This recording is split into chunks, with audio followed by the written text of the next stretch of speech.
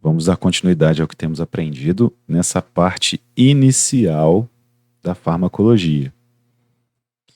Eu preciso que vocês guardem esses conceitos, farmacocinética e farmacodinâmica. Farmacodinâmica é o que o fármaco faz no corpo e a farmacocinética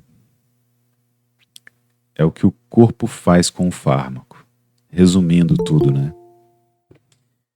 Então é interessante que vocês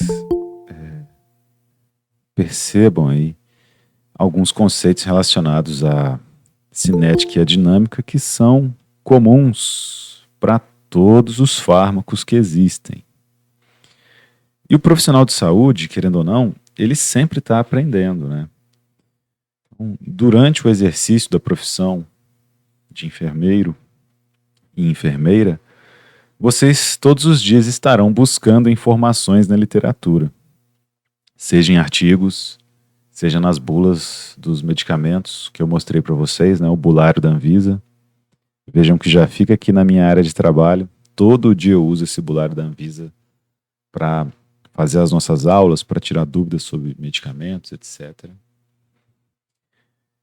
E ninguém sai da disciplina farmacologista, mas vocês têm que ser capazes de entender esses conceitos aí. Então, nessas aulas iniciais, nós temos verificado as questões de absorção e excreção dos fármacos. E existem algumas peculiaridades aí nessa parte de absorção e excreção. Vou só fazer um resuminho aqui para vocês que está relacionado com a albumina, a proteína plasmática que está no sangue, que tem a proteína mais abundante. E ela é responsável por carregar nossos fármacos. Mas antes de chegar na albumina propriamente dita, circulando lá nas suas artérias e veias, vou fazer a albumina em azul, ela tem um motivo para ser a proteína circulante mais abundante do nosso sangue. Imagina que você almoçou e esse aqui é o seu estômago, tá? O estômago e o intestino. E aí você comeu carne, proteína animal, por exemplo, ou algum tipo de proteína. No estômago ocorrerá a digestão, a quebra dessas proteínas em aminoácidos, certo? Que são os blocos formadores das proteínas. Ok, esses aminoácidos irão se distribuir pelo intestino e serão absorvidos, lentamente absorvidos aqui no seu intestino. Só que os aminoácidos, eles têm estruturas químicas muito diferentes. Os aminoácidos têm estruturas químicas muito variadas. Então, quando os aminoácidos são absorvidos aqui no intestino, eles não podem ser colocados diretamente na circulação sanguínea. Existem aminoácidos que têm caráter básico, que iriam, por exemplo, alcalinizar o sangue. Existem aminoácidos que têm caráter ácido mais acentuado. Esses aminoácidos no sangue iriam acidificar o sangue. Então, respectivamente, se os aminoácidos fossem absorvidos na sua forma livre, eles poderiam causar alcalose ou acidose metabólica, que é o aumento ou a diminuição do pH sanguíneo. E nós sabemos que o sangue tem que ser mantido num pH constante, né? Para que todas as enzimas plasmáticas funcionem, para que o corpo funcione de forma geral. Então, o nosso corpo tem um mecanismo para distribuir esses aminoácidos em todas as nossas células. Esses aminoácidos circulam no sangue, mas eles vão até um órgão maravilhoso que é chamado de fígado. Quando os aminoácidos chegam ao fígado, assim como todos os nutrientes absorvidos na dieta, o fígado sintetiza uma proteína plasmática, que é a mais abundante de todas, a famosa albumina. Então o fígado pega esses aminoácidos, transforma esses pequenos aminoácidos em proteínas globulares. conhecidas como albumina. E aí, meus caros, essa proteína globular é solúvel no sangue e pode, então, transitar no seu corpo inteiro. Pensa assim, poxa, professor, tá, eu comi aqui as proteínas, né? E o meu cabelo também é uma proteína. A queratina que constitui o cabelo é uma proteína. Como que esses aminoácidos que eu digeri chegam aqui até o meu cabelo? É simples, meus amigos. Como o fígado pega todos esses aminoácidos e sintetiza as albuminas, essas albuminas se distribuem no sangue. Aí quando ela chega lá numa célula, lá do seu bulbo capilar, que está sendo irrigada por um microcapilar desse, existem transportadores de membrana para essa albumina. Então ele captura a albumina, joga a albumina aqui para o interior da célula, tá? E essa albumina é, entre aspas, digerida no estômago da célula. Formam-se vesículas, né, quando essa albumina atravessa a membrana.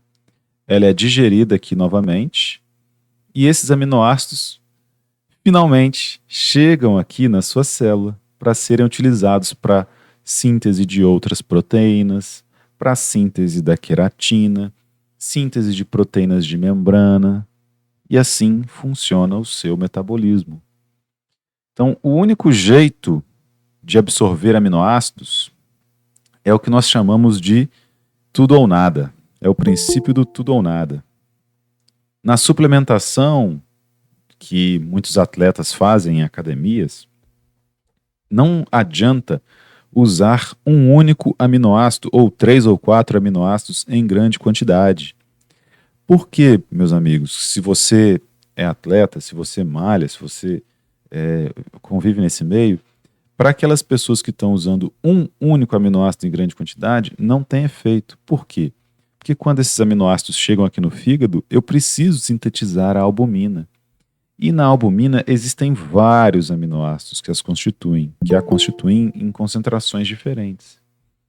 Então é por isso que consumir um único aminoácido em grande quantidade não garante que esse aminoácido vá chegar às células. Porque para sintetizar a albumina, eu uso vários aminoácidos. É o famoso princípio do tudo ou nada. É por isso que a suplementação de atletas que tomam só um tipo de aminoácido específico, eles passam a ter problemas renais, que esse aminoácido em grande quantidade vai ser descartado lá nos rins, ok? Beleza, professor. O que você está querendo falar com isso? Eu estou querendo dizer o seguinte: no nosso corpo já existe toda uma, vamos dizer assim, todo um processo de absorção de nutrientes, tá? Então os nutrientes são absorvidos no intestino, todos os nutrientes são enviados lá para o fígado, assim como os aminoácidos, e o fígado especificamente sintetiza a albumina para distribuir aminoácidos no restante do corpo inteiro. O que isso tem a ver com os fármacos? A maioria esmagadora dos fármacos também é absorvida no intestino, assim como todos os nutrientes. E também vai para o fígado, assim como todos os nutrientes. E nisso, no fígado, já existem enzimas que degradam fármacos aqui no fígado. Então, de forma geral, eu posso dizer para você que quando o fármaco é absorvido por via oral, ao ser absorvido, ele já tem boa parte do seu efeito cortado, entre aspas, pelo fígado. Porque só durante a sua absorção e pelo fato da sua absorção estar relacionada ao fígado, não porque são fármacos, mas porque todos os nutrientes passam por isso, os fármacos já perdem um pouquinho do seu efeito ao passarem pelo fígado. Essa perda de efeito, devido à passagem pelo fígado, tem o nome de metabolismo de primeira passagem, ou efeito de primeira passagem, ou metabolismo de primeira passagem hepático, tá? Então, todos os fármacos passam por isso porque todos os nutrientes passam por isso. E aí depois, professor, esse fármaco vai para onde? Como é que ele chega lá no meu dente, se eu estiver com o dente doendo? Como é que ele chega lá no meu cérebro, se for um psicofármaco? Ele se liga a quem? Se liga à albumina. A albumina é a proteína plasmática mais abundante do corpo e ela é responsável por carregar também os fármacos por todo o corpo. E ela foi feita só para carregar fármacos, professor? Na verdade, não. Ela também carrega hormônios, os hormônios do crescimento, o hormônio GH, ácidos graxos, que são liberados aqui na corrente sanguínea, numa situação de jejum, por exemplo, são carregados todos pela albumina. Então já existe novamente, né, assim como no metabolismo de primeira passagem hepático dos fármacos, já existe todo um mecanismo de carreamento de moléculas interessantes para distribuição por todo o corpo relacionado à albumina. E as proteínas plasmáticas, outras proteínas também fazem isso, mas a principal é a albumina. Então é por isso que os fármacos também se ligam à albumina e são distribuídos por todo o corpo. E aí aqui funcionam situações de equilíbrio, né? Por exemplo, vamos dizer que essa albumina aqui, essa albumina de cá, essa aqui é a primeira que chegou, né? E aqui já tinha vários fármacos em amarelo distribuídos. Então, ok. Como já tem muito fármaco em amarelo aqui, nessa parte dessa artéria, aqueles fármacos que estão ligados à albumina permanecerão ligados, por questões de equilíbrio. Quando essa albumina chega num local, mais aqui para frente, que não tem esses fármacos dissolvidos, o equilíbrio tende a liberar os fármacos que estão nessa albumina para o ambiente. Então, beleza. Ela libera esses fármacos aqui, porque está pouco concentrado em fármacos ali. Essas albuminas que vêm atrás também estão bem ligadas aos fármacos, né? Até que essa segunda albumina chegue aqui, ela não liberará esses fármacos. Porque até justamente esse ponto, eu tenho vários fármacos dissolvidos, né? Então, quando essa segunda albumina chega aqui, ela perde seus fármacos ligados para o meio. Por questões de equilíbrio, questões que nós vemos, né, direto no dia a dia. Por exemplo, se você for fazer um Toddy, você põe lá seu copo com Toddy. Você vai dissolvendo o achocolatado ali até que forme um corpo de fundo, onde não dissolve mais. Quando essa albumina chega num local em que já está cheio de fármacos, é como se fosse você colocasse mais achocolatado aqui no líquido. Não vai dissolver mais, né? Da mesma forma que a albumina não vai liberar mais fármacos caso o meio já esteja repleto de fármacos, né? Equilíbrio químico. Agora, se eu coloco uma colher de achocolatado num recipiente que o líquido está límpido, puro, né? Eu só tenho leite, aí esse achocolatado dissolve. Assim como essa albumina chegando numa outra artéria em que o fármaco ainda não está liberado. Então esse fármaco é absorvido aqui no intestino, vai para o fígado e vai se ligando à albumina. Conforme ele se liga à albumina, ele vai sendo distribuído dessa forma por todo o seu corpo. Então, quais são os grandes problemas relacionados a medicamentos, né? Por que nós devemos fazer o uso racional de medicamentos? É porque aquele fármaco não vai agir só no local esperado. Ele vai se distribuir por todo o seu corpo. E aí ele pode gerar reações adversas, ele pode trazer alguns problemas, ele pode interagir com outras células, tá? Então, é por isso, devido a isso, a importância da farmacologia. Bom, depois desse resumão, vamos para a aula de hoje, tá? Em que eu vou... Ah, bom dia, professor. Bom dia, Marta. Olha só, eu tô há meia hora tentando entrar na aula e eu, com o meu e-mail institucional, eu tive que pedir permissão. Por isso que eu não estava conseguindo entrar. Não, de boa, Cara, tranquilo. mas de boa, tranquilo, mas tem que ter acontecido alguma coisa. Por que que com o e-mail institucional tem que pedir permissão? Não é estranho? Não, é Ai, normal, é porque eu não coloquei naquela que fica lá. Tem um jeito de montar a aula que é criando um link só, mas eu não gostei daquele jeito não, prefiro colocar no dia mesmo. É simples. ah, bom, como eu cheguei aqui, eu tô boiando, né? Eu só queria saber, você já falou sobre aquela questão lá do mecanismo de ação da metformina? Não tem descrito. Não, eu pesquisei, isso que eu queria dizer, eu pesquisei. E aí, O senhor falou para pesquisar, lembra? que você achou? Então, deixa eu só abrir aqui rapidinho, tá? Aí eu Mecani... fiquei tanto tempo tentando entrar na aula que, ai, senhor. Então, eu pesquisei o seguinte, ó. Primeiro, eles falam sobre três mecanismos, né, possíveis, né? O primeiro é na redução da produção da glicose. O que que acontece no corpo, né, É o quando que você toma? acontece no corpo, tá vendo? Não é o mecanismo. Não, calma, calma, não acabei. Espera um pouquinho. E aí, ó, primeiro, a redução da produção da glicose hepática, né, através da inibição da gliconeogênese e a glicogenólise. No músculo também, pelo aumento da sensibilidade à insulina, e no retardo da absorção intestinal da glicose. Mas, né, o que que acontece? A gente vê o seguinte, ó, que ela... Espera um pouquinho, professor, deixa eu ver onde é que eu falei, que eu pesquisei aqui. Tava tudo aqui. É exatamente isso que o senhor falou aí, né? Não, ninguém sabe exatamente como que é o processo, né? E, gente, cadê onde que eu pesquisei? Tava aqui, ó.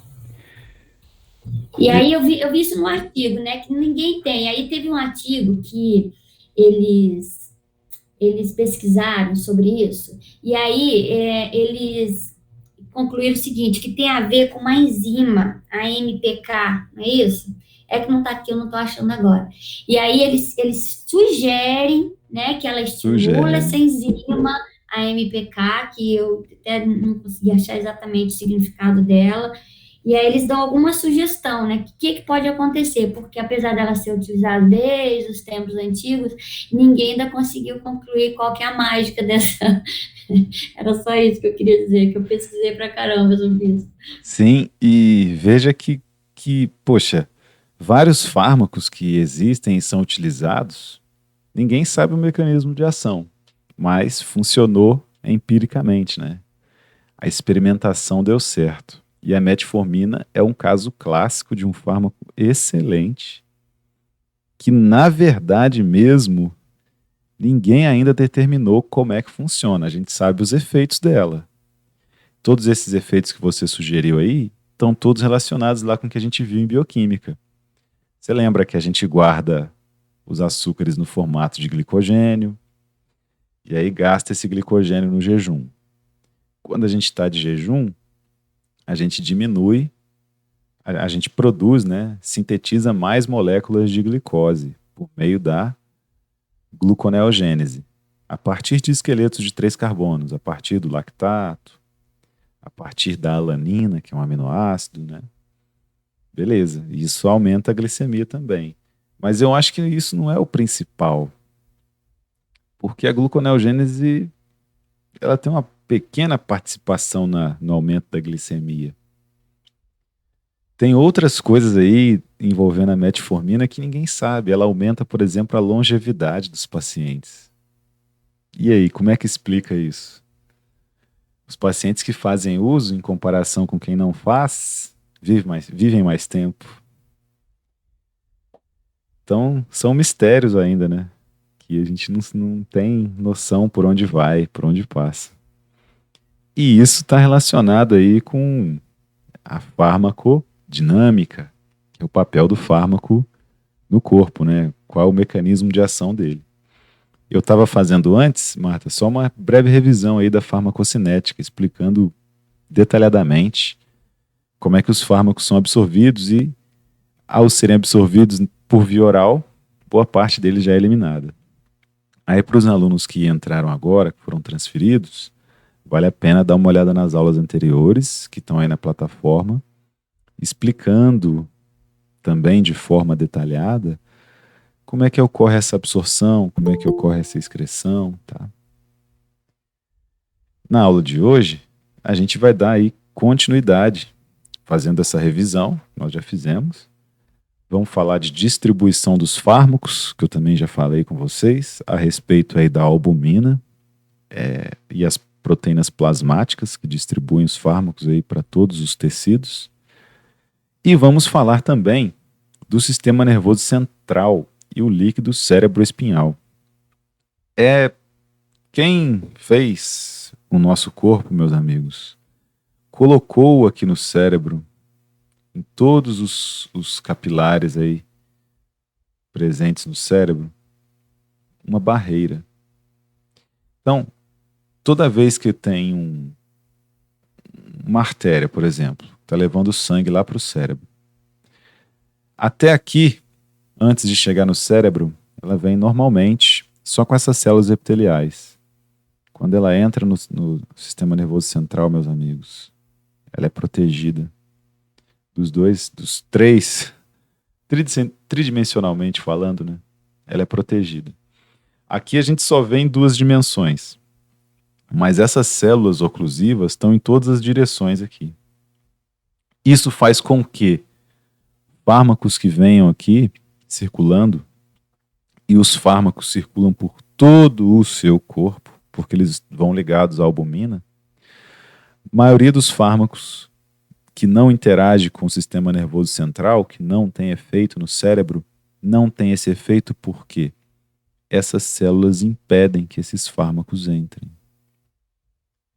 Então, beleza, esse fármaco vem vindo, até aqui ele está passando, por exemplo, pelas células epiteliais. Quando ele entra no sistema nervoso central, já não passa mais, porque essas células impedem que esse fármaco passe. Isso é excelente porque, se nós não tivéssemos essa barreira, que a gente chama de barreira hematoencefálica, a maioria dos fármacos não surtiria efeito. Porque para que a molécula se torne de fato um medicamento, é necessário que a dose seja tolerada por nós.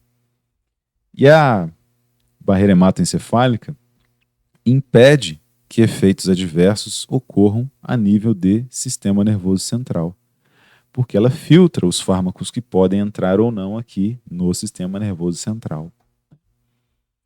Então, uma forma que o organismo tem de se proteger dessas estruturas químicas. Então, boa parte dos fármacos que existem poderiam passar aqui para o interior do cérebro e causar sérios danos. Mas a existência da barreira hematoencefálica impede que isso aconteça. Tá? E vamos falar também de excreção dos fármacos mais detalhadamente ali, relacionado ao fígado.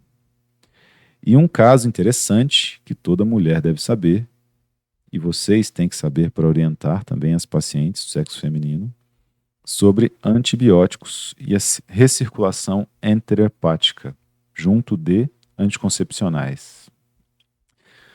Novamente, divulgando aí para vocês, principalmente para os alunos que chegaram agora, o Bulário da Anvisa, o site onde, a partir de hoje, você fará uso para extrair todas as informações relacionadas a medicamentos.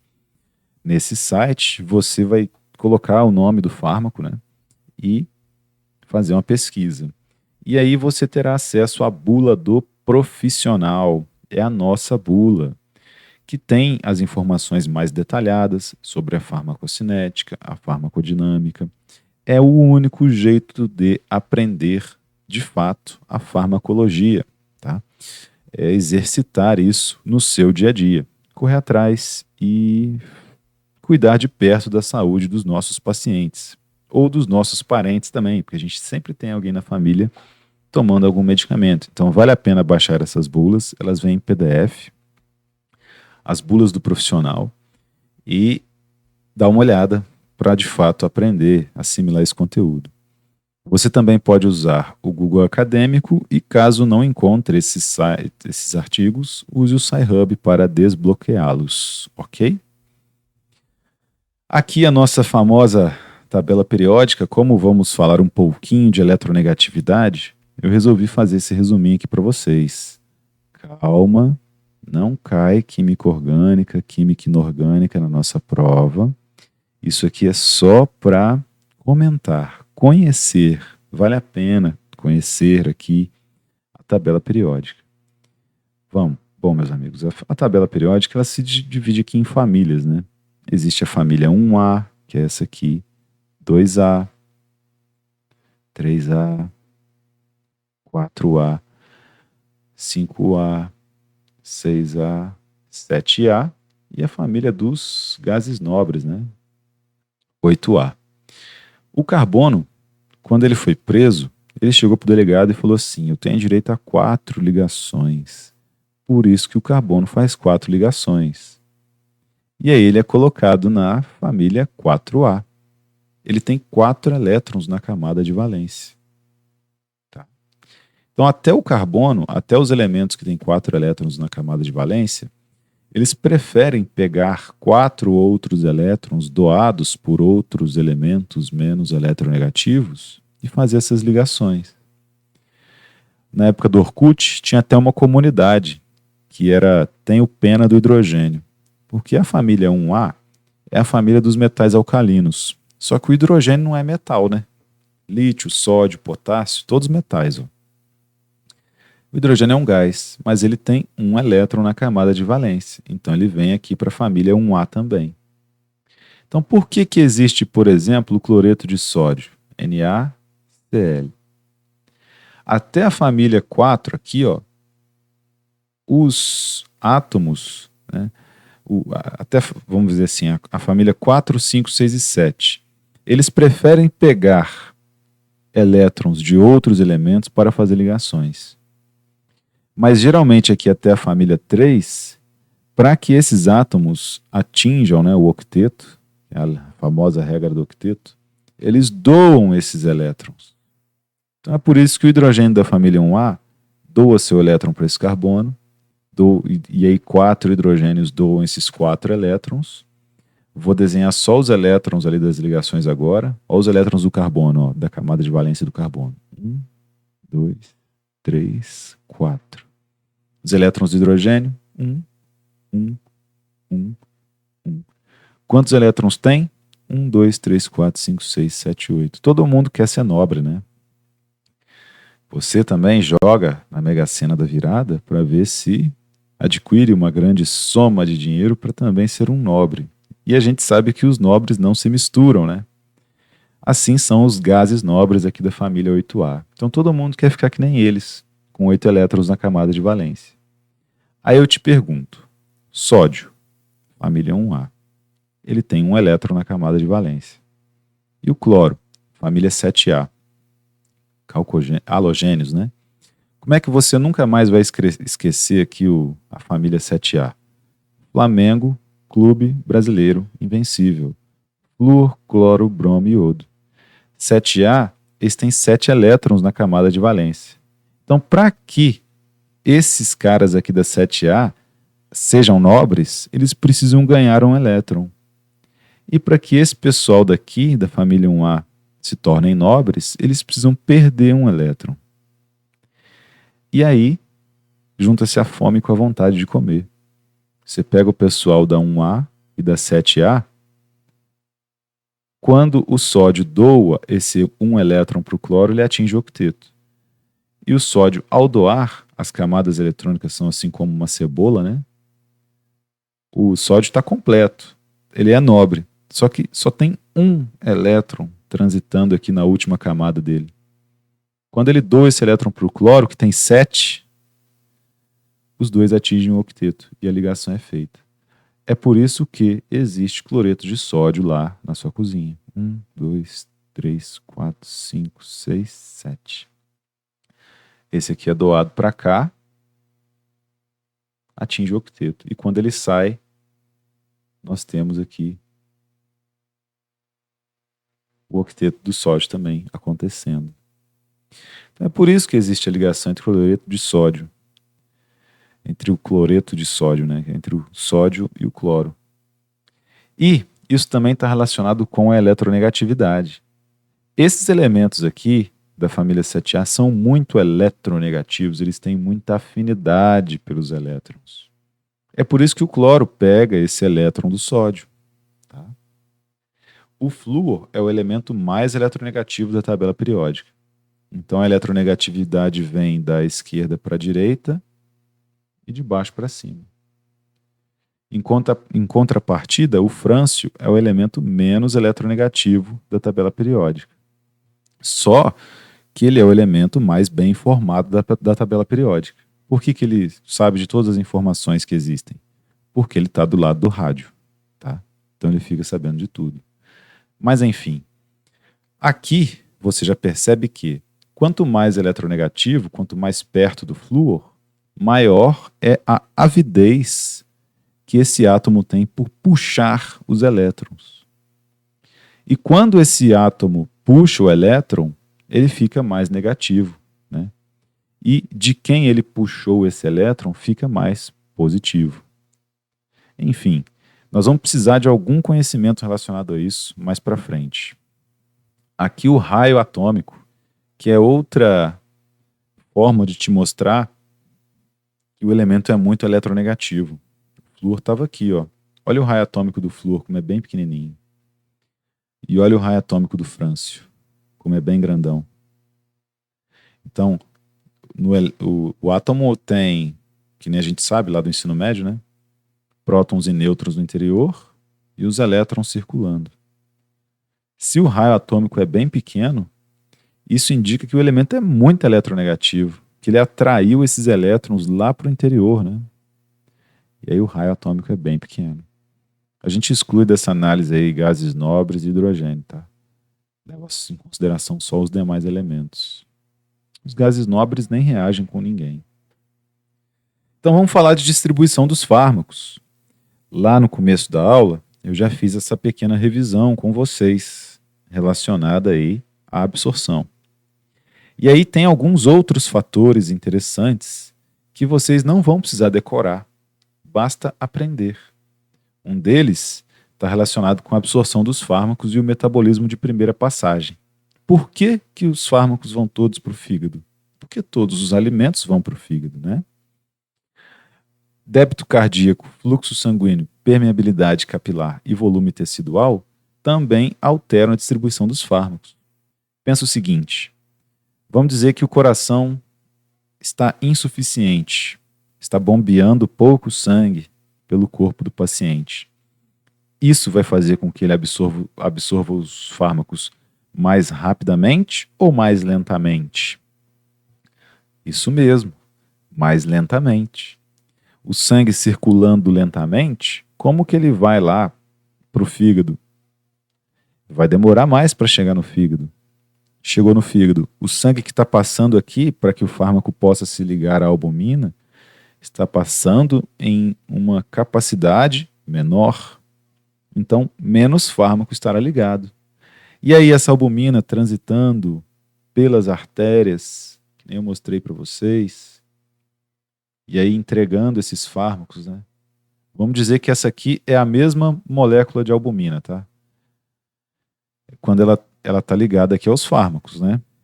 Aí ela chegou num local que já tinha fármacos. Por questões de equilíbrio, ela não libera os fármacos dela. Mas nesse ponto aqui da artéria não tinha nada. O que acontece? Ela libera os dela. O equilíbrio tende a se deslocar pela liberação desses fármacos. Ok. Quando ela passa aqui para esse outro canto, ela já não tem nada. Aí precisa vir outra albumina lá de baixo com fármacos ligados. Essa aqui acabou de passar lá no fígado. Ela vem vindo, passa por aqui, tal. Chegou aqui. O que acontece com essa albumina aqui? ela perde todos os fármacos dela aqui para esse meio que não tem nenhum fármaco dissolvido. E assim ela vai embora. E assim, passo a passo, esses fármacos vão sendo liberados nas artérias, interagindo com os tecidos adjacentes, né? Passando pelas membranas, devido a questões de polaridade, ou então tendo transporte ativo. Pode existir transportadores para esse fármaco aqui, tá? É assim que ocorre essa distribuição. E por que que o fígado recebe grande parte dos fármacos? Porque o fígado recebe simplesmente todos os nutrientes que são absorvidos no intestino. E os fármacos são absorvidos no intestino. E aí eles vão junto, pegam carona nesse mecanismo que já existe dentro do nosso corpo. Por que que os rins também recebem muitos fármacos? Ora, assim que o fármaco é absorvido, ele já sofre um metabolismo de primeira passagem, como eu comentei com vocês. Então, ele é atribuído ao fármaco algumas cargas polares, ele fica dissolvido, solúvel em água e vai para os rins para ser eliminado. Assim como todos os nutrientes absorvidos pelo seu corpo.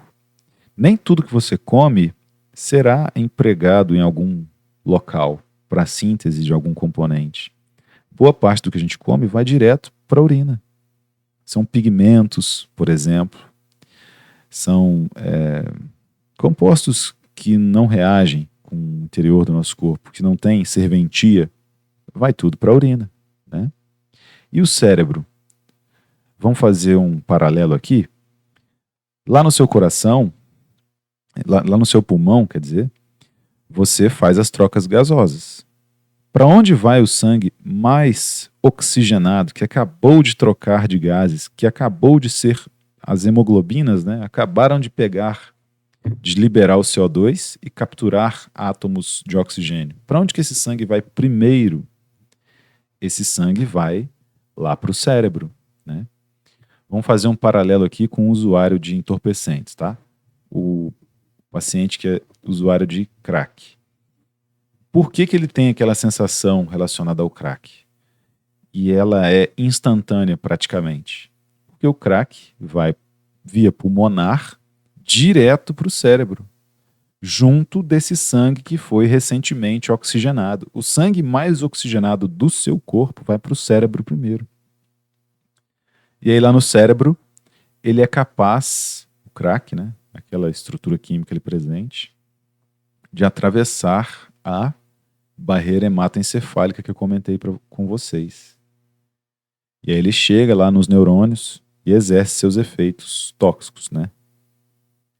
Viram que interessante? Então, é por isso que fígado, rins e cérebro recebem a maior parte do fármaco. Aí nós falamos em relação ao cérebro só da questão pulmonar, né? Mas esses alimentos também que estão chegando aqui, a glicose, por exemplo, por onde você acha que ela vai primeiro? Ela vai lá para o cérebro. O cérebro só funciona com glicose, tá? Ele tem umas gambiarras internas para funcionar no jejum, mas principalmente ele prefere estar funcionando energeticamente com a glicose. Então, esse sangue também que foi absorvido, passou pelo fígado, teve essa filtragem aí, vai lá para o cérebro. E, decorrente a isso, a importância da barreira hematoencefálica, para não deixar que todos esses componentes influenciem o sistema nervoso central. No caso da toxicologia do crack, ele vem em grande quantidade porque é absorvido pelo pulmão e atravessa a barreira hematoencefálica. E aí causa aqueles efeitos tóxicos, tá? Depois desses três conjuntos, né, depois desses três órgãos, quem mais recebe são músculos, vísceras, pele e tecidos adiposos. Eles recebem esses fármacos mais lentamente, tá? Mas os grandes órgãos aí que interagem com os fármacos a princípio são fígado, rins e cérebro. Essa aqui é a famosa albumina que eu mostrei para vocês. É uma proteína maravilhosa. Veja que ela tem até um formato de coração. Eu amo a albumina. ela é responsável aí, então, por carregar os fármacos. Não só os fármacos, o tecido adiposo, os ácidos graxos, hormônios, todos se conectam aqui em algum ponto dessa estrutura e aí são distribuídos para o corpo inteiro. O fracionamento do fármaco entre sangue e tecidos específicos é que determina a sua distribuição tecidual. Então, aquele fármaco que eu mostrei para vocês no desenho, que está ligado à albumina, ele não tem efeito farmacológico. O fármaco está aqui, conectado na albumina. Ao passo que ele vai se desligando e chegando lá naquelas células do tecido adjacente, aí esse fármaco é incorporado por essas células e aí exerce seu efeito. Essa é a farmacodinâmica, né? Então, se a ligação do fármaco for muito forte com a albumina, por exemplo, o efeito desse fármaco é lento. Se a ligação dele com a albumina não for estável, ele se distribui mais rápido no corpo. Entenderam? É isso que está escrito aqui nas entrelinhas. A lipossolubilidade e os gradientes de pH transmembrana são determinantes na captação de fármacos ácidos ou bases fracas. Nós já comentamos isso também nas aulas anteriores, essa questão de pH e lipossolubilidade. Aqui só uma revisão da revisão para vocês. Fármaco ácido, deu o exemplo do ácido acetilsalicílico, né? No suco gástrico, que tem um pH de 1,4, o fármaco ácido não será desprotonado. Então, aquela tabela periódica que a gente viu no começo serve para isso. Tem um carbono ligado aqui, dupla O, OH. Por que o fármaco ácido não é desprotonado no estômago? Porque lá no estômago já tem muito H+ dissolvido. O pH é 1,4, né? Então tem muito H+ aqui. Então, o próton, que é o hidrogênio, para ele perder esse elétron aqui para esse oxigênio e sair fora, ele vai encontrar um engarrafamento de H+. Então ele prefere ficar aqui. Ele não é um bom grupo abandonador, tá? Já tem muito H+ no meio. Então ele não desprotona. A molécula fica carregada?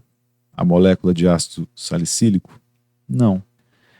Moléculas não carregadas atravessam membranas mais facilmente.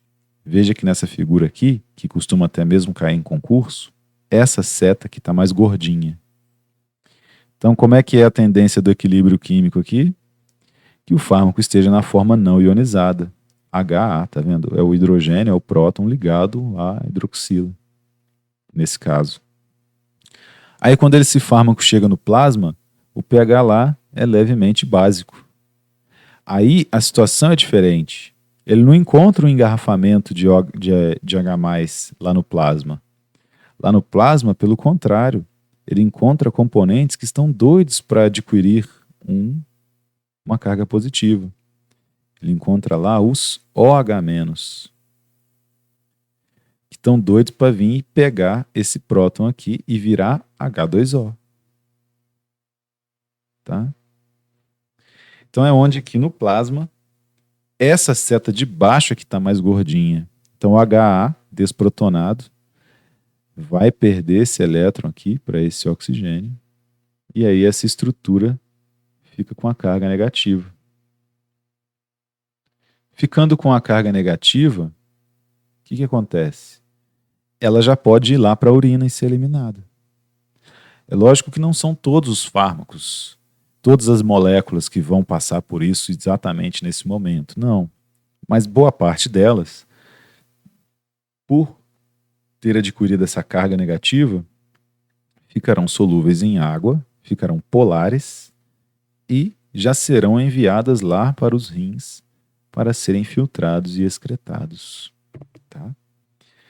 Mas isso está mais detalhado nas aulas anteriores, em que eu mostro exatamente como está acontecendo isso.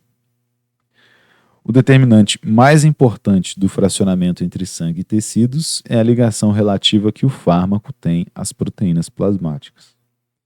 Então, se o fármaco se liga muito as proteínas plasmáticas, ele não se distribui tanto, tá? Porque ele fica mais ligado à proteína do que disponível nos tecidos. Existe também, além da albumina, a glicoproteína ácida alfa-1. Aí é que entra o raciocínio clínico, meus caros.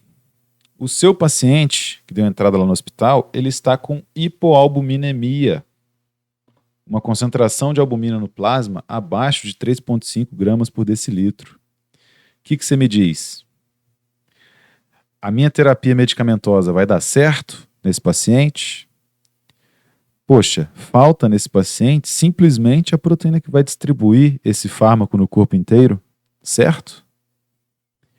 Então, antes de checar qualquer condição, eu preciso verificar no hemograma a quantidade de albumina presente naquele sangue daquele paciente, naquele corpo, né? Para distribuir os fármacos da terapia medicamentosa. Outras condições aqui, ó, como por exemplo câncer, artrite e infarto, causam aumento da glicoproteína ácida alfa-1. Verifiquem o seguinte aqui, ó.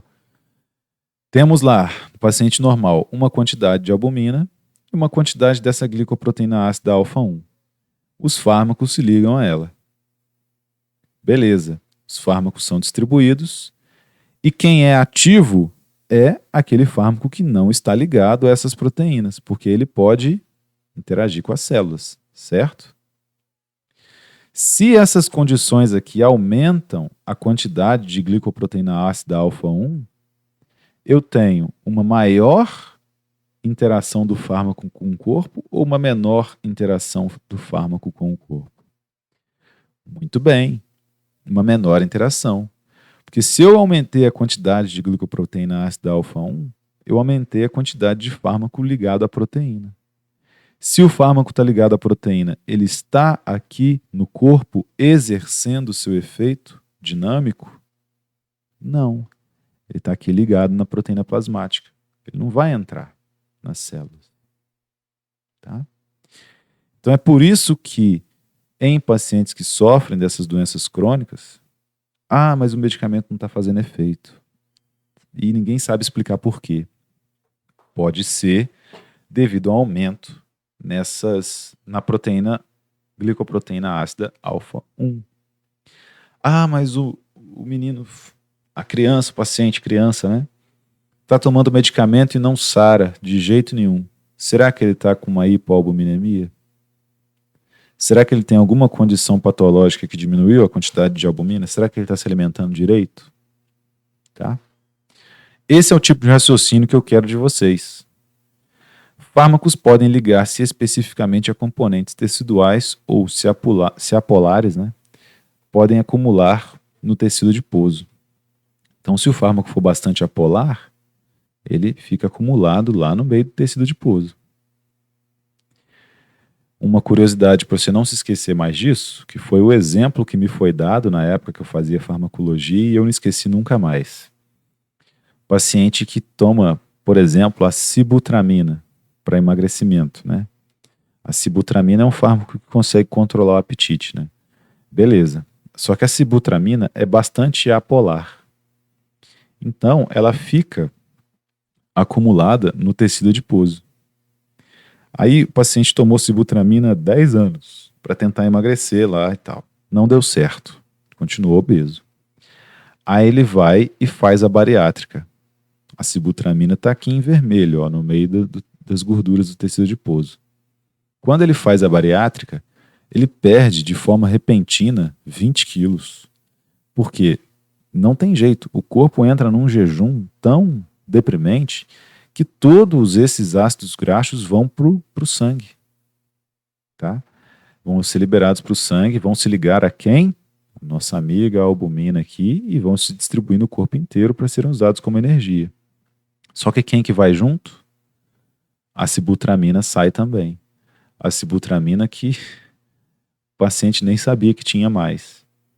E aí ele começa a ter vários efeitos adversos depois da bariátrica. Tem princípios de depressão. Tá? Mas é por quê? Porque ele está deprimido mesmo?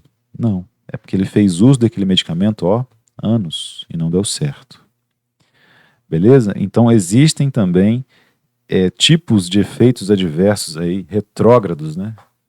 Que você não imagina que existem, mas se dão devido à polaridade dos fármacos.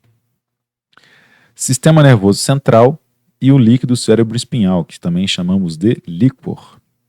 A gente sabe que existe uma proteção, né? Eu mostrei para vocês ali a barreira hematoencefálica. As células endoteliais dos capilares cerebrais têm junções de oclusão contínua. É aquela proteção que eu mostrei para vocês. Esse é o nome técnico delas. Junções de oclusão contínua. Então, a penetração do fármaco no cérebro depende do transporte transcelular, aí pela barreira hematoencefálica. E na coluna vertebral, tem também uma proteção? Também. Tem uma barreira semelhante entre o sangue e o líquido cérebro-espinhal. E vocês já ouviram falar da meningite, né? Meningite é um problema que acomete lá a coluna, existem bactérias aqui. E, vira e mexe, na nossa região, nós temos uma vítima fatal, geralmente criança, dessa doença. Tá? E eu sempre gosto de falar da meningite porque é algo que tem diagnósticos, né, falsos negativos direto. Ano passado, se não me engano, foram 2 crianças que faleceram por meningite.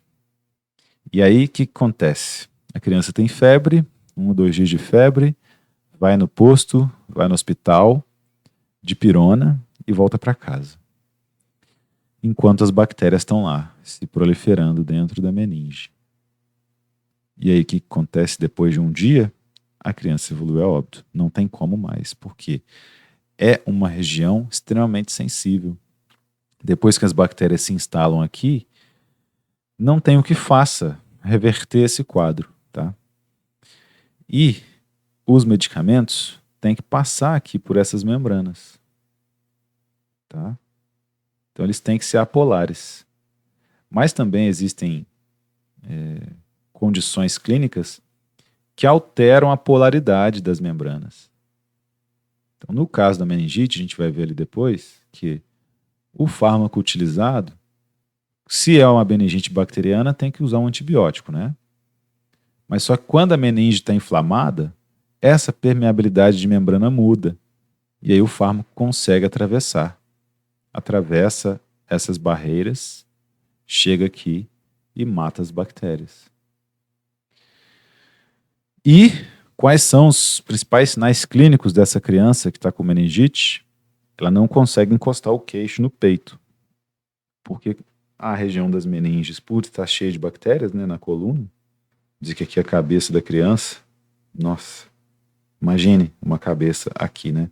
E o pescoço. Nós estamos olhando por trás. Essa região aqui vai ficar toda franzida, né, devido à infecção microbiana que está acontecendo. Então o queixo dela lá na frente, ela não conseguirá encostar no peito. É um dos sinais de meningite, que poderiam ser avaliados nesses pacientes sempre que eles tiverem algum problema relacionado à febre, tá? Avalie a frase. A lipossolubilidade das formas não ionizada e livre de um fármaco é um determinante importante da sua captação pelo cérebro. Como o fármaco tem que ser captado lá pela barreira hematoencefálica, e existem, vou mostrar para vocês mais para frente aqui, essas junções de oclusão, esse é o capilar, tá? Tá passando sangue aqui, só que esse capilar está dentro do sistema nervoso central. Por quê? Porque ele tem as junções de oclusão.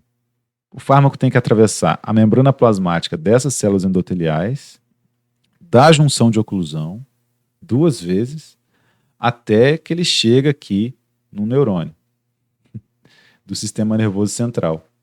E aí atravessa a barreira do neurônio também. Então, o fármaco, para difundir aqui, sem um transportador específico, ele precisa ser apolar. Não tem jeito, ele vai atravessar várias membranas, a não ser que esse fármaco se pareça com algum outro componente do nosso corpo que já é transportado. Aí esse fármaco aqui no sangue vem, transporta para cá. Quando ele chega aqui, vem, transporta para cá. Aí chega aqui e interage com o neurônio. Então existem esses dois métodos, né, de difusão pela barreira hematoencefálica. Então, a lipossolubilidade das formas não ionizadas e livre de um fármaco é um determinante importante da sua captação pelo cérebro? Sim. Se ele for lipossolúvel, ele pode difundir através dessas membranas. Porque todas as membranas são apolares, né? E aí ele facilita sua entrada aqui no cérebro, tá? No sistema nervoso central. Vejam como é que é um capilar normal do restante do corpo, né?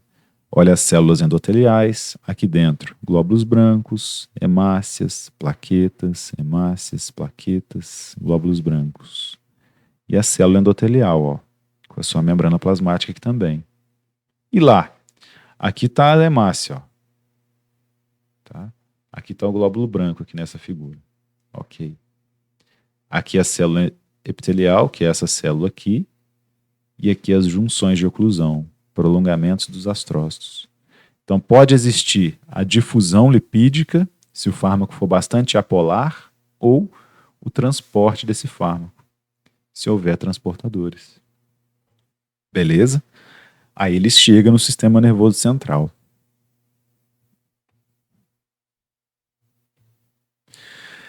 Vocês já ouviram falar de antialérgico. Por que tem antialérgico que dá sono e antialérgico que não dá sono? Efeitos sedativos dos antihistamínicos, difenidramina e loratadina. Por que a loratadina não dá sono? Desloratadina não dá sono e a difenidramina dá sono. Esse medicamento pode afetar o comportamento de algumas pessoas, tornando-as sonolentas, com tontura e estado de alerta diminuído. Tenha certeza de como você reage a este medicamento antes de realizar atividades que possam ser perigosas se você não estiver em alerta.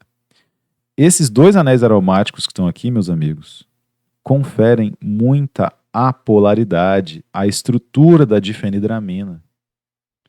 Então ela difunde por difusão lipídica lá na barreira hematoencefálica. Tá?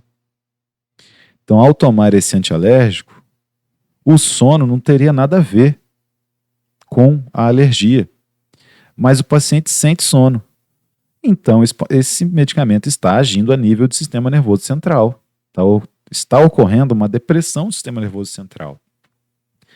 Mas para chegar lá, esse medicamento precisa passar a barreira hematoencefálica. E ele só passa por quê? Porque ele é bastante apolar. Nesse caso, as características desse medicamento fazem com que ele passe as membranas. Então é isso que você tem que explicar para o seu paciente. Não com essas palavras, óbvio, mas se ele precisar de um antialérgico e trabalhar, por exemplo, operando máquinas numa fábrica aqui da região, ele não pode tomar difenidramina. Ele tem que preferir a loratadina. Lembra-se da tabela periódica que eu mostrei lá, o Flamengo, o Clube Brasileiro Invencível? O cloro está embaixo do flúor. Então ele é muito eletronegativo. Então os elétrons aqui desse anel aromático estão assim, ó, circulando em volta do cloro. O cloro está catando todo mundo para ele. Apesar então de não termos carga, aqui eu tenho uma carga formal negativa. E para o lado de cá, uma carga formal positiva. Isso aqui impede, dificulta que essa estrutura passe por membranas. Tá? Então essa estrutura, aqui também eu tenho bastante eletronegatividade, ó, por causa desses dois oxigênios de uma função éster aqui. Então isso aqui impede que essa estrutura atravesse membranas facilmente. É por isso que ele não causa sono, não tem nenhum efeito a nível do sistema nervoso central. Efeitos sobre a capacidade de dirigir ou usar máquinas. Em ensaios clínicos, a loratadina não teve influência na capacidade de conduzir e utilizar máquinas. Ou seja, o que ele está querendo dizer com isso? Raciocínio clínico não atravessa a barreira hematoencefálica. Tá? É um tipo de interação bem interessante. Muitos pacientes utilizam esses medicamentos, vão procurar conosco, farmacêuticos lá, e eles não sabem para que significa. Nós, profissionais de saúde, temos que saber o que significa causar sono ou não causar nos antihistamínicos. Aí, vamos colocar aí um tratamento de meningite, como eu tinha comentado.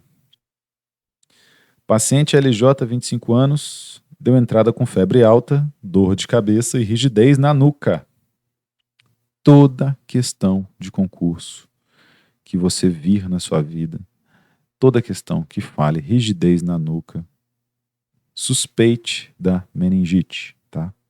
É o sinal clínico mais característico dessa doença. Não consegue encostar o queixo no peito, rigidez na nuca.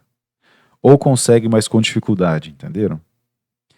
A análise do líquor, que é o líquido cérebro-espinhal, constatou a presença de bactérias bacilares gram-negativas, Escherichia coli. Diante dos cuidados básicos de enfermagem, aprimorados na disciplina de farmacologia, qual classe de medicamento será escolhida para o tratamento? Pô, pessoal, se é bactéria, a classe de medicamento você já sabe qual que é, né? Visto que o tratamento deve ser realizado com urgência, qual a principal via para a administração do fármaco? Nas últimas aulas, nós vimos essa questão relacionada às vias de administração. A via oral é lenta, né?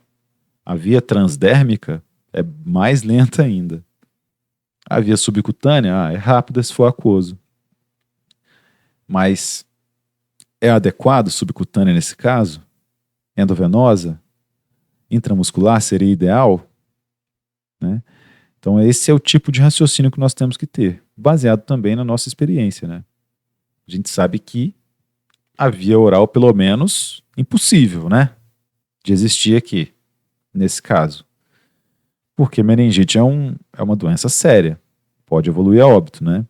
Então a gente precisa de uma grande quantidade de fármacos sendo distribuída no corpo. Para atingir o local de ação, é ideal que o fármaco seja polar ou apolar. Se a inflamação está na meninge, é ideal que seja apolar, né? Concordam comigo? Enfim, seguindo aqui. A ceftriaxona, e vejam a estrutura da ceftriaxona, que estrutura complexa, é um antibiótico. E quando a meninge está inflamada, por mais que ela não tenha um caráter apolar evidente, ela consegue atravessar as membranas e chegar lá naquelas bactérias que infectam a meninge. A ceftriaxona atravessa meninges e essa penetração é maior em meninges inflamadas. Então, conforme ocorre a inflamação, altera-se a estrutura da meninge. E a ceftriaxona é utilizada como medicamento de primeira linha no tratamento da meningite. Então, sempre que você vir numa prescrição lá, a ceftriaxona, geralmente para crianças, pode-se ter essa suspeita aí de meningite. Tá? E não custa avaliar o caso das crianças de forma mais específica. Hoje em dia tem várias estratégias para encontrar essa meningite nas crianças.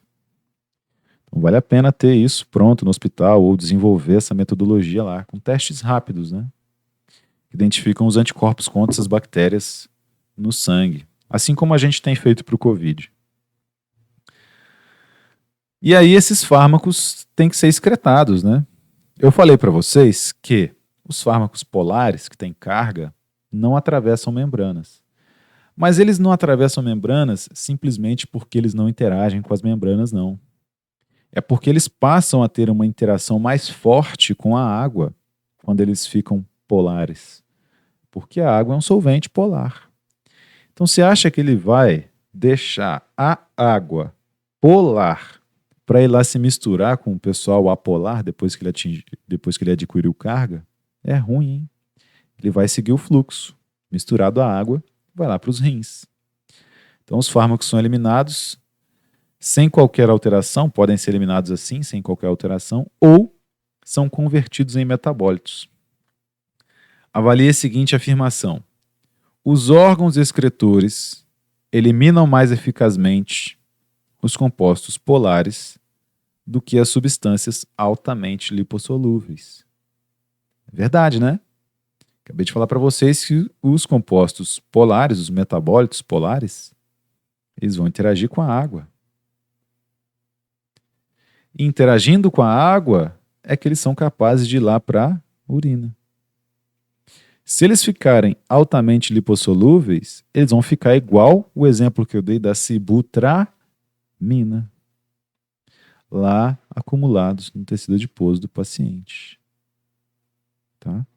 Assim vocês não vão se esquecer mais disso. O rim é o órgão mais importante para a excreção dos fármacos. Existe também a excreção biliar e a excreção fecal. Então, existem transportadores na membrana dos hepatócitos, que são as células do fígado, que secretam ativamente fármacos e metabólitos na bile. Então, a bile é essa vesícula que existe aqui. Ela acumula os sais biliares, né? E a bilirrubina também, que é o produto da degradação da hemoglobina. Joga isso aqui nos alimentos que estão passando. Os sais biliares ajudam a emulsificar os lipídios. Então, toda a gordura absorvida aqui, toda a gordura da alimentação, fica disponível para absorção intestinal por conta dos sais biliares. Ele é como se fosse um detergente, né? Então, aquelas placas grandes de gordura vão se dividindo em plaquinhas menores, menores, menores, até que viram pequenas vesículas e aí são absorvidas pelas células intestinais. Essa é a função. Mas vocês se lembram também que a maioria dos fármacos, a maioria esmagadora dos fármacos por via oral, né, é absorvida lá no intestino e vem para cá. Entra aqui no fígado. Entrou nessas células, o fármaco está aqui, existe o metabolismo de primeira passagem. Então pode ser que esse fármaco já seja enviado aqui para a bile. E aí é mandado aqui para o intestino de novo. Ok. Tem fármaco que, quando é enviado para cá, ele é reabsorvido novamente. Vem aqui para o fígado, vai para a bile, da bile vem para o intestino e é reabsorvido novamente. E é reabsorvido novamente. O que a gente fala dessa recirculação? O nome dela é recirculação enterohepática. Entero de enterócito, né? Enteral, intestinal, e hepática de fígado. Então existem medicamentos que fazem essa recirculação enterohepática. E os micro-organismos do intestino, presentes no intestino, também participam disso. Eles reativam estruturas moleculares desses fármacos. Então o fármaco lá está sendo degradado, né, enviado lá para o intestino, vem aquela bactéria presente no intestino, muda a estrutura desse fármaco, ele é reabsorvido de novo e vai fazer seus efeitos biológicos no corpo. E, entre eles, é muito importante que você saiba que os anticoncepcionais apresentam essa recirculação enterohepática. É por isso que existe uma interação medicamentosa muito comum com antibióticos. Então, a mulher que está fazendo essa terapia anticoncepcional, quando ela for tomar antibióticos, ela não pode exercer lá as práticas sexuais, porque ela não estará mais protegida por esse medicamento. Nós até comentamos isso nas aulas passadas, a dose. Tomou o medicamento, a dose plasmática vai aumentando. Chegou no tempo de meia-vida, ela começa a cair. Desce, desce, desce, o fármaco é mais excretado do que absorvido. E aí, geralmente, esse tempo aqui, para o antibiótico, por exemplo, é de 8 horas. Porque é onde ele toma o outro fármaco, o outro comprimido, né? Está sendo absorvido, absorvido, absorvido. Passou ali um tempo, ele começa a ser excretado. 8 horas depois ele toma outro, né? 8 horas. Aí ele começa a ser absorvido.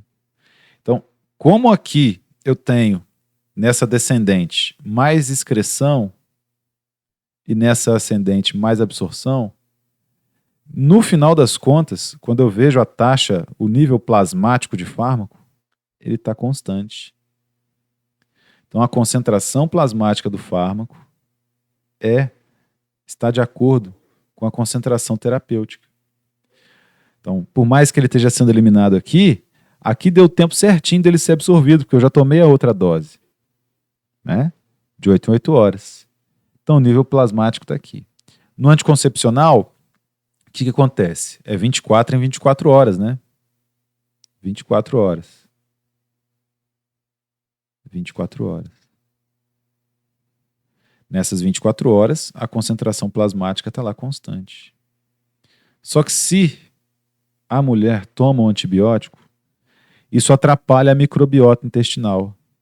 Então pode ser que, quando ela toma o anticoncepcional junto com o antibiótico vai estar lá numa concentração plasmática ok.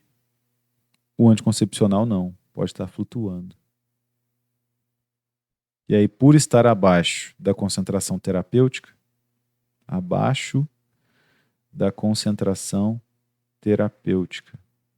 ela fica sujeita à concepção. Então, vocês já viram vários casos de mulheres que estavam tomando o anticoncepcional. Ah, mas eu não sei o que aconteceu porque eu tomava direitinho. Pode ter sido uma simples diarreia.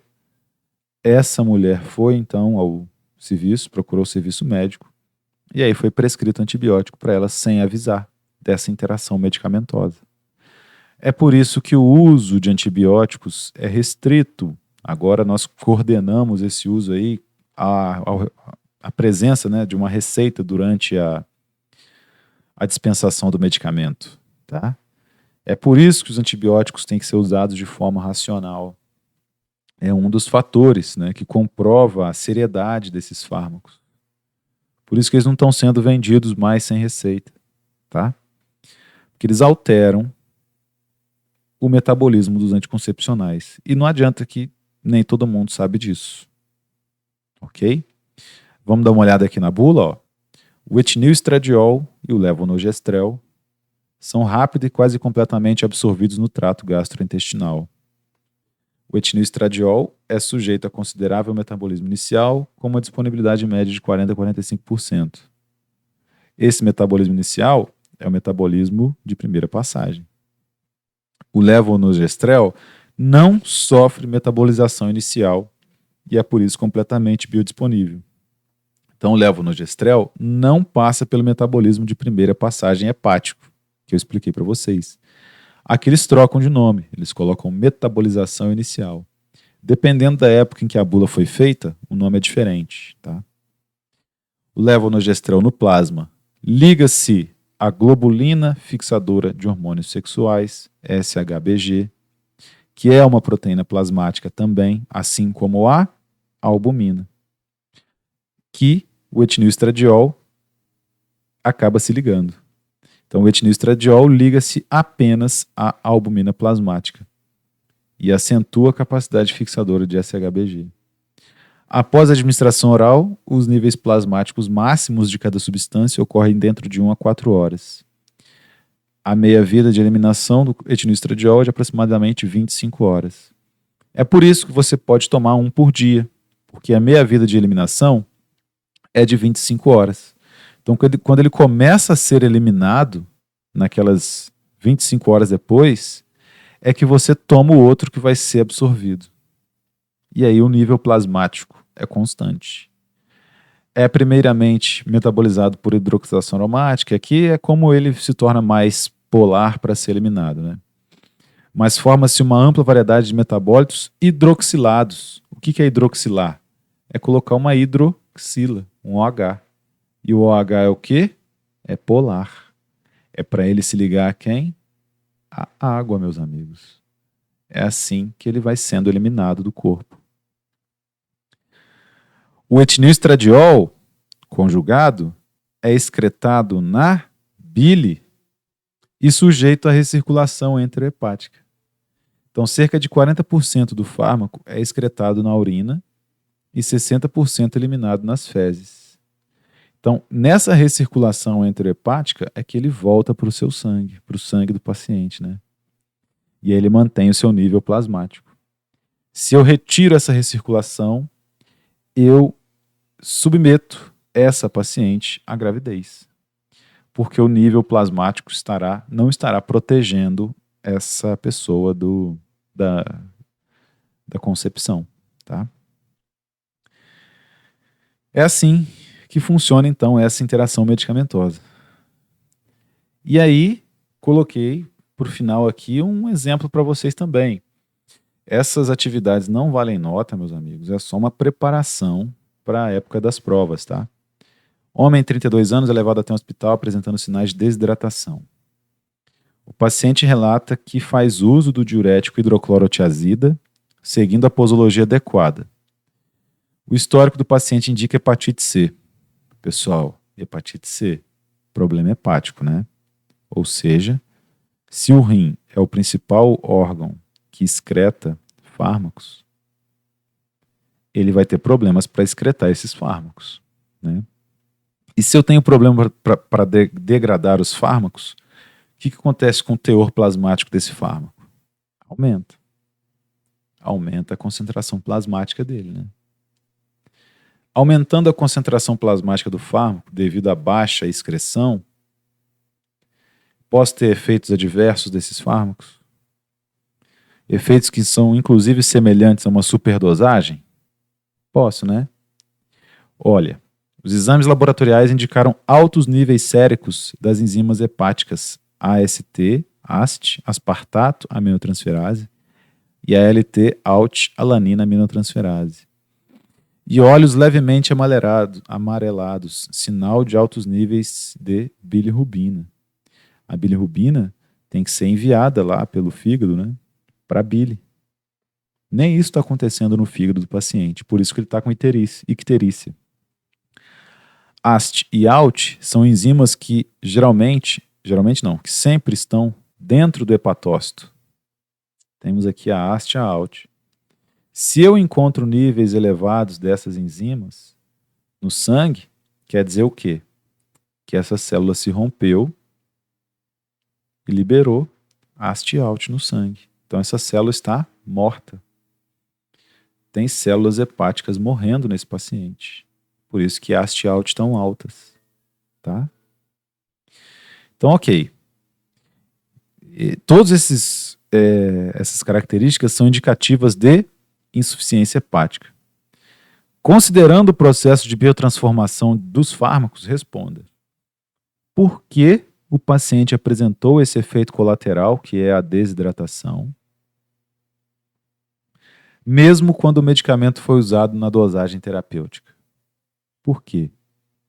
Porque o fígado não está em condições de degradar esse fármaco, de eliminar o fármaco, certo? Por ter uma baixa excreção, hidroclorotiazida acaba se acumulando e o nível plasmático da hidroclorotiazida passa a ser maior do que o normal. Tá?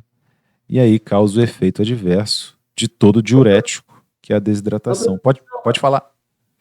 Não é o TGO-TGP por exame? Mudaram de nome, o nome atual é AST-ALT. Ah, tá. Mas é isso mesmo. Essa que é a essência. TGO-TGP. Era isso para hoje, meus caros. Já coloquei lá a aula para vocês e logo mais subo essa aula também. Dúvidas, sugestões, comentários, fico à disposição aí.